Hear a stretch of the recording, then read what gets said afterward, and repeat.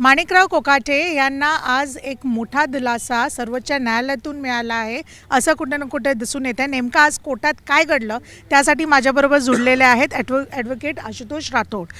Sir, सर्वात पहिले तर तुमचं या केसशी काय कसं संदर्भ आहे, तुम्ही इंटरव्हीन केलात तर मुळात म्हणजे काय एक इंटरव्हेन्शन होतं ते एक्सप्लेन करा आणि आज नेमकं कोर्टात काय घडलं ते सांगा. हा जो संपूर्ण घोटाळा आहे तो माजी मंत्री स्वर्गीय तुकाराम दिघोळे साहेब यांनी जी तक्रार केली होती त्या तक्रारीच्या अनुषंगाने जिल्हाधिकारी नाशिक यांनी FIR नोंदवला होता माणिकराव कोकाटे साहेब यांच्या विरोधात. सविस्तर चौकशी झाली होती. तर याच्यात दिघोळे साहेब हे मूळ तक्रारदार आहेत आणि दिघोळे साहेबांच्या ज्या कन्या आहेत अंजली राठोड म्हणजे लग्नानंतरचं नाव, तर यांच्या वतीने त्यांचा वकील म्हणून मी आज हजर होतो. तर याच्यात प्रॉसिक्युशनची साईड नीट ठेवली जात नाही असं आम्ही माननीय उच्च न्यायालयापुढे नमूद केलं होतं. माननीय उच्च न्यायालय मुंबई यांनी आम्हाला रीतसर लेखी आदेशान्वये परवानगी दिलेली आहे की आम्ही या संपूर्ण प्रकरणात प्रॉसिक्युशनला असिस्ट करण्यासाठी योग्य ती भूमिका निभावणे गरजेचे आहे, आवश्यक आहे. आणि त्याच पार्श्वभूमीवर आज आम्ही माननीय सर्वोच्च न्यायालयात आलो. माननीय सर्वोच्च न्यायालयात आमची बाजू ऐकून घेण्यात आली. परंतु आज व्हॅकेशन कोर्ट असल्यामुळे सर्वांची बाजू म्हणजे कोकाटे साहेबांचे वकील किंवा प्रॉसिक्युशन किंवा आम्ही सर्वांची बाजू माननीय सर्वोच्च न्यायालयाने अतिशय संक्षिप्त स्वरूपात ऐकली. जी संपूर्ण सुनावणी आहे त्याचा कालावधी हा मोजून 3 ते 4 मिनिटांचा होता. त्या 3 ते 4 मिनिटांमध्ये प्रॉसिक्युशनने सांगितलं की आम्हाला SLPची कॉपीच मिळालेली नाही. आम्ही सांगितलं आम्हाला SLPची कॉपी मिळालेली नाही. तर कोर्टाने सर्वांनी एकमेकांना प्रती द्याव्यात असं हे दिलेलं आहे आणि एक न्यायाच्या दृष्टीने एक अंतरिम शिक्षेला स्थगिती, तूर्त स्थगिती, टेम्पररी जे आपण म्हणू, ती पुढील सुनावणीपर्यंत देण्यात आलेली आहे. त्यामुळे कोकाटे साहेबांची आमदारकी ही सध्या वाचलेली आहे. परंतु मेहरबान कोर्टाने अतिशय महत्त्वाचं निरीक्षण नोंदवलेलं आहे की या संपूर्ण सुनावणीच्या दरम्यान कोकाटे साहेबांना कोणतंही जबाबदारीचं पद स्वीकारता येणार नाही. त्यांना मंत्री होता येणार नाही, राज्यमंत्री होता येणार नाही, महामंडळाचा अध्यक्ष देखील होता येणार नाही. मुळात सर, जेव्हा तुम्ही हे सांगताय आहेत की हे सगळं होता येणार नाही, पण तुमचं जो इंटरव्हेन्शन आहे ते किती एक्सेप्ट करण्यात आलं? कारण की तुम्ही जे त्या विरोधात होतात, मात्र हायकोर्टाने तुमचं ऐकलं. सर्वोच्च न्यायालयामध्ये असं दिसत नाही आणि त्यांना टेम्पररीसुद्धा दिलासा तर मिळालाच आहे.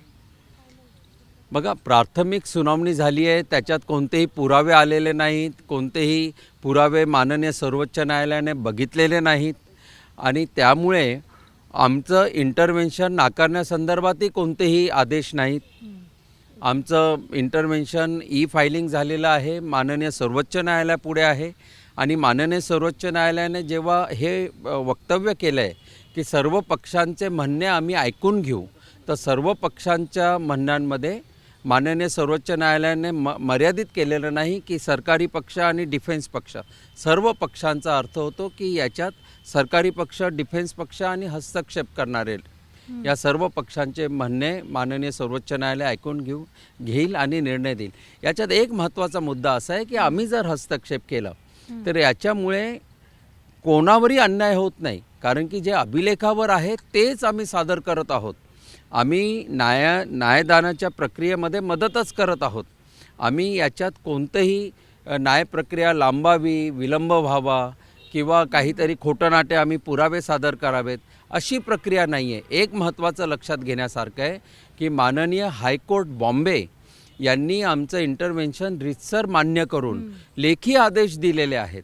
तर जेव्हा एक उच्च न्यायालय मुंबई उच्च न्यायालयासारखं हायकोर्टाने जेव्हा आदेश दिलेले आहेत तर सर्वोच्च न्यायालय निश्चितच त्या आदेशाची पण दखल घेईल आणि जेव्हा सविस्तर सुनावणी होईल तेव्हा याच्यात योग्य तो निर्णय नक्की होईल. सर, तुम्ही सांगता की तुम्ही अडथळा निर्माण करत नाही आहेत आणि तुम्ही हायकोर्टात पण त्याच गोष्टींना घेऊन गेलेले आणि तिथं ऐकलं गेलेलं, मात्र इथे पण मेरिट्स म्हणून ऐकले जाणार. तर पण काय पुरावे जे आहेत ते तुमच्याकडे आहेत किंवा सादर करण्यात येणार आहे? तुमच्याकडून काय एक मांडणी राहणार आहे सर्वोच्च न्यायालयासमोर?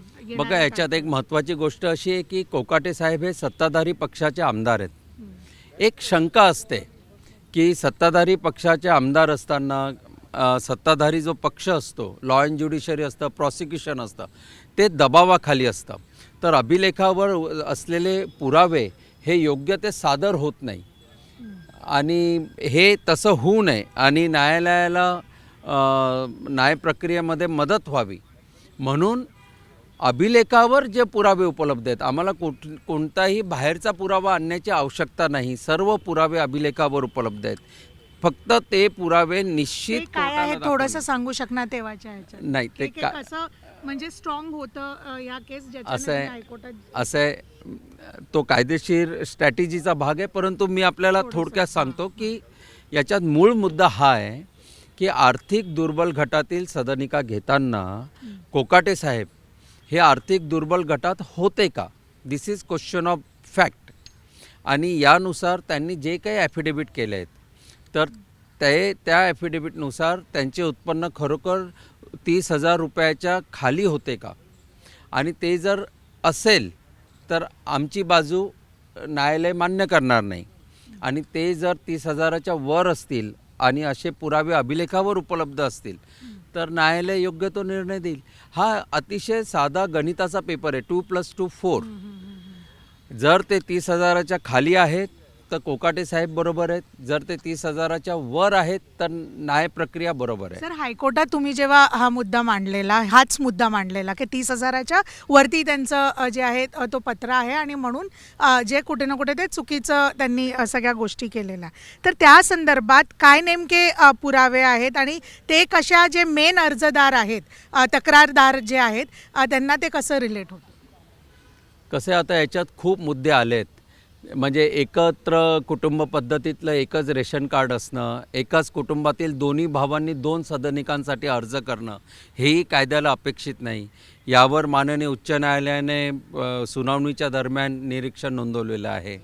नंतर एका बाजूला आर्थिक दुर्बल गटात असताना सदनिका घेणं आणि दुसऱ्या बाजूला जास्त इन्कम दाखवून शस्त्र परवानासाठी अर्ज करणं. म्हणजे एका बाजूला सदनिका घेताना मी गरीब आहे आणि शस्त्र परवाना घेताना मी श्रीमंत आहे, असं you cannot ride 2 horses at a time. तुम्ही एकतर गरीब व्हा किंवा एकतर श्रीमंत व्हा. वेगवेगळ्या फायद्यासाठी कॉन्ट्रॅडिक्टरी त्याच वर्षी दोन्ही परिस्थिती होऊ शकत नाही. माणूस गरीब असतो तो नंतर प्रगती करत श्रीमंत होऊ शकतो, परंतु एकाच वेळेला तो गरीब आणि तो श्रीमंत असं होऊ शकत नाही. ही बाजू जेव्हा कोर्टापुढे ठेवली जाईल तेव्हा योग्य तो निर्णय होईल असा विश्वास आहे. शेवटचा प्रश्न, जॉयमाला बागची यांनी सांगताना जेव्हा हिअरिंग झाली, जे तुम्ही 3 ते 4 मिनिटाचे सांगितले, तेव्हा हे सांगितलं की जे मेन कन्व्हिक्शन आहे त्यातच फ्लॉ आहे, त्रुटी काहीतरी दिसल्या आहेत. मुळात त्याला थोडं एक्सप्लेन करता येणार का? कन्व्हिक्शनच कुठे ना कुठे क्वेश्चन मार्कमध्ये सरकारला, आणि दुसरा मुद्दा, सरकारला नोटीस इश्यू केलं गेलं आहे, नेमकं काय विचारलं गेलं आहे, आणि तिसरं हिअरिंग कधी होणार? बागची साहेबांची, माननीय न्यायाधीश बागची साहेबांचं हे जे निरीक्षण आहे, या निरीक्षणाने 2 गोष्टी स्पष्ट होतात. सर्वप्रथम हे निरीक्षण अतिशय प्राथमिक स्वरूपाचं आहे. त्याच्यात कोणतेही त्यांनी अभिलेख पाहिलेला नाही, काही नाही. 3-4 मिनिटांच्या सुनावणीच्या दरम्यान एक प्राथमिक प्रिलिमिनरी ओपिनियन जे फॉर्म होतं तशा स्वरूपाचं हे निरीक्षण आहे. परंतु या निरीक्षणाने 2 गोष्टी सिद्ध झाल्या. एक, प्रॉसिक्युशनने जर सर्व बाजू व्यवस्थित ठेवली असती तर माननीय न्यायाधीशांचं हे निरीक्षण झालं नसतं. आणि 2, हस्तक्षेप यासाठी गरजेचं आहे की अभिलेखावर उपलब्ध असणारे पुरावे असतानाही न्यायाधीशांपुढे ते ठेवले जात नाही. त्यामुळे माननीय न्यायालयाची दिशाभूल होते. त्याकरिता इथे इट्स क्राईम अगेन्स्ट स्टेट असल्यामुळे, जनहित याच्यात असल्यामुळे हस्तक्षेप याचिका होणं गरजेचं आहे आणि याच्यात योग्य तो न्यायनिवाडा होणं आवश्यक आहे. नेक्स्ट हिअरिंग कधी होणार आणि सरकारला नोटीस? कसं आहे, आता याच्यात व्हॅकेशन कोर्ट होतं. आता नेक्स्ट हिअरिंग जानेवारी-फेब्रुवारीमध्ये होईल आणि नेक्स्ट हिअरिंगमध्ये सरकारने त्यांची बाजू पूर्ण ठेवावी याकरिता सर्व दबाव राहील. कारण की मीडिया खूप जागरूक आहे, तुम्ही लोक खूप जागरूक आहात, आम्ही आमची बाजू ठेवणार आहोत आणि याच्यात योग्य तो न्यायनिवाडा नक्कीच होईल. नक्कीच न्याय मिळेल असं हस्तक्षेप करता जे आहेत त्यांचं असं म्हणणं आहे.